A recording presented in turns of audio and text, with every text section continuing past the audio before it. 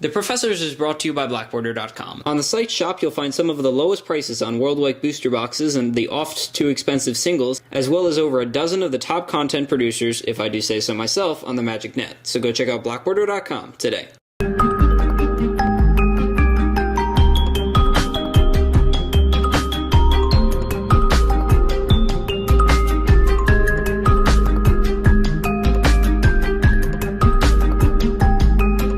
Hello everybody and welcome to yet another episode of The Professors. This week we're reviewing the standard field with Magic Gameday in 2020 hindsight. And with the second most active store in North America at an average of 2.4 tournaments a week, we'll drop by for an additional layer of everything we've talked about before in Type 2, but expand upon it with the newest deck, its gameplay, and varying speculative views. So let's draw.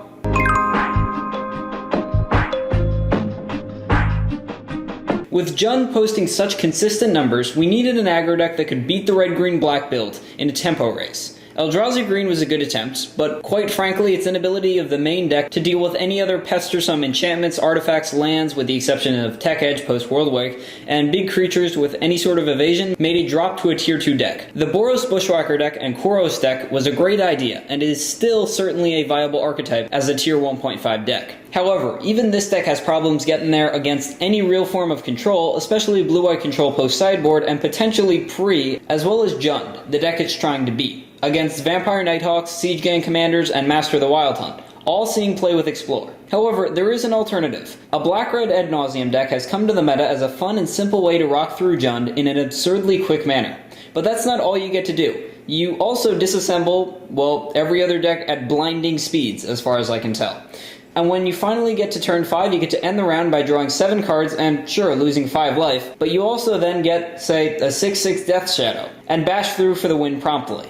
Upon first glance, the deck does look frail, and when it doesn't, that is, when you find yourself winning, which will happen a lot, it doesn't seem like a lot of skill goes into its piloting. But with Jund running around, there's nothing wrong in getting a little lucky when an Ad Nauseum draws you an ethical, reasonable 10 creatures, 3 burn spells, 6 lands, and 5 ways to win after your opponent was permitted to cast Bituminous Blast, flipping a Bloodbraid Elf, flipping a Blightning. It makes the deck seem a bit more fair, and even more skill intensive. Now let's take a look at the red-black list, piloted by a fan of the show, Dan Simoles, versus the Naya deck, piloted by David Smets, another fan of the show. You may take your bets as to who the winner will be based on the following statement. I feel special because I got some microphone.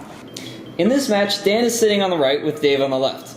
Dan keeps Blightning, Hellspark Elemental, Vampire Lacerator, Goblin Guide, Swamp, and Mountain. Dave keeps Arid Mesa, Bloodbraid Elf, Goblin Rune Blaster, Birds of Paradise, Sun Petal Grove, Ranger of Eos, and Sajiri Step. Dan starts off by playing a Mountain, bringing in a Goblin Guide and attacks for 2, giving Dave a Misty Rainforest off the top of his library. Dave then plays and pops his Misty Rainforest, getting a Forest and playing a Birds of Paradise. Dan plays a Swamp and charges out with a Hellspark Elemental, swinging for 5, letting Dave put a Mountain into his hand. Dave then plays an Arid Mesa and searches up a Mountain. Dave bolts Dan's Goblin Guide, but Dan unearths the Hellspark Elemental, but missing his land drop.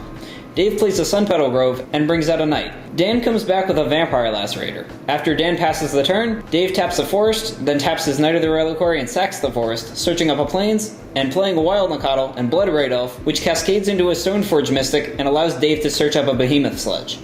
Dan hits his 3rd land drop, and, bringing out a Hellspark Elemental, trades with a 3/3 green kitty. However, Dave is able to not only replace a missing Wild Nacatl, but play a Rootbound Crag and a Behemoth Sledge, attacking with Bloodbraid Elf. Dan then takes Dave's hand, away with a Blightning. However, turns out this was a bad play, as it allowed Dave to disc 2 lands, making his Knight a 7/7 after it gets equipped, and flipping the life total situation. However, with a newly lowered life total, Dan is now able to cast a Death Shadow. However, with only this creature and a Goblin Bushwacker for blocking, Dave is able to play a kicked Goblin Rune Blaster, destroying his Sun Petal Grove and Innovation crashing for the win. For sideboarding plans, Dave takes out 3 Goblin Rune Blaster, a Dauntless Escort, a Birds of Paradise, and a Scute Mob, and puts in 3 Celestial Purge and 3 Wall of Reverence, while Dan exchanges 4 Blightning, 2 Death Shadow, and 2 Ad Nauseum for 3 Deathmark, 2 Smother, a Punishing Fire, and a Terminate. In Game 2, Dan keeps Terminate, Smother, 2 Hellspark Elementals, Lightning Bolt, and 2 Mountains. Dave keeps Celestial Purge, 2 Wild Nacatl, Basilisk Collar, Raging Ravine, Mountain, and Terramorphic Expanse. Dan starts with a Mountain, while Dave a Raging Ravine. Dan plays a Mountain and brings out a Hellspark Elemental, attacking for 3. Dave plays a Birds of Paradise and a Terramorphic Expanse, tapping and sacking the land to search up a Plains. Dan then plays a Dragonskull Sumit, charges out for another 3 damage, and passes. Dave plays a Mountain, Wild Nakato, Basilisk Collar, equips the Nakato, which gets bolted, and passes. Dan then unearths a Hellspark Elemental, attacks bringing Dave to 11, and plays a Vampire Lacerator. Dave plays a Noble Hierarch and Wild Nakato, which gets equipped to the collar, and passes. However, the Nakato runs into a Smother. Dan then plays a Goblin Guide and swings for 4. Dave reveals an Oblivion Ring, but drops to 7. Dave retaliates with a Raging Ravine, attacking for 5 after being equipped to a collar. Dan attacks for 4. Dave reveals a Bolt, but goes back to 8. Dave equips the collar to his birds and moves to his Declare Attacker step. In his Declare Attacker step, Dan casts Punishing Fire on the Noble Hierarch. Dan attacks for 4, while his opponent reveals a Knight of the Reliquary. Dave purges the Lacerator and goes to 6. Dave casts a 3/3 Knight, which meets a Terminate. Dan then unearths a Hellspark Elemental, Dave reveals a Mountain and kills the Hellspark Elemental with a Lightning Bolt, and blocks. Dave, running out of things to do, casts Oblivion Ring on the Goblin Guide. Dan then plays his 5th land. On Dave's turn, Dan seals the deal, drawing 6 cards off an Ad Nauseum, and digging up the win. In Game 3, Dan keeps Sign in Blood, Goblin Bushwacker, Deathmark, and Vampire Lacerator.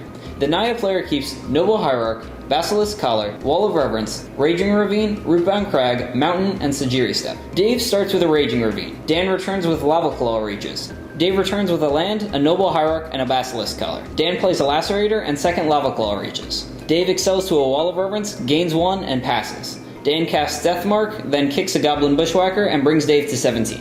Dave plays a Bloodbright Elf, cascading into a Wild Nakato and attacking for 3. Dan casts a Sign in Blood and trades the Vampire Lacerator for the Wild Nakato in combat. Dave plays a Sajiri Step, giving Bloodbright Elf protection from red, and plays a Stoneforge Mystic, digging up a Behemoth Sledge and trades 4 life for 4 life. Dan signs in Blood. Dave cheats a Behemoth Sledge into play and attempts to equip it to the Bloodbright Elf. However, the elf meets a Lightning Bolt in response. Dan plays a Hellspark Elemental and a kicked Bushwhacker, attacking for 7. Dave casts a Birds of Paradise and animates a Raging Ravine. He attacks with a Mystic and Raging Ravine, which runs into a Terminate. Dan brings back a Hellspark Elemental and attacks. Dave takes 4 of the 5 damage. Dave then attempts to equip the Stoneforge Mystic with a Behemoth Sledge, but that runs into a Punishing Fire. Dan then animates a Lavaclaw Reaches, bashing for 10, and for the win. So until next time, this is Anthony Palmeria, on behalf of the Professors. We're tapped out for now, but we'll untap soon.